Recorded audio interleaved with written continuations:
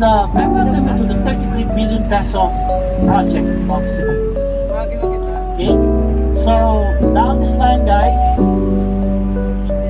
ESO, bus number 2, crossing the bridge for the first time, I now give you the privilege of making a wish. You heard it right, guys. Paano mag-wish sa bridge na to?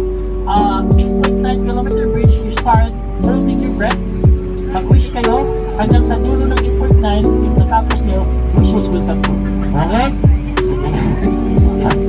So, okay, it starts from the arc to the front. So, welcome to C6 Flex Bridge or Cebu Cordova Link Expressway. Okay? And minus 8.9 kilometer bridge natin is a vision na matransport not only people, not only transportation, not only business, but of course, transport culture side of the islands. Perfect.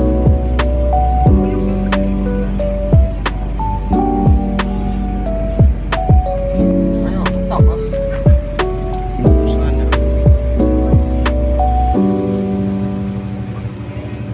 So, technically, bridge ito was for many events na rin. If you remember yung Ironman Triathlon, and we start down the looking towards the left na Kupaw pag kinulaw, ano? Kupaw pag kinulaw. dalawang gigantic cross. Starting like that. Making a wide cross. Kupaw pag kinulaw, ah. Design burning motors.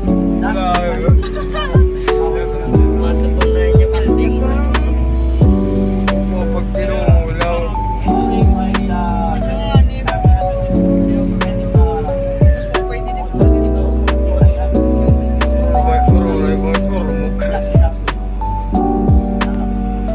Now, the question is, why 8.9 kilometer bridge na liko ng liko?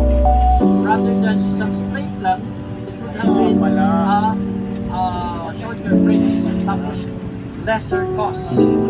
It's all about the government's way of balancing progress while protecting the mangroves to your left and to your right.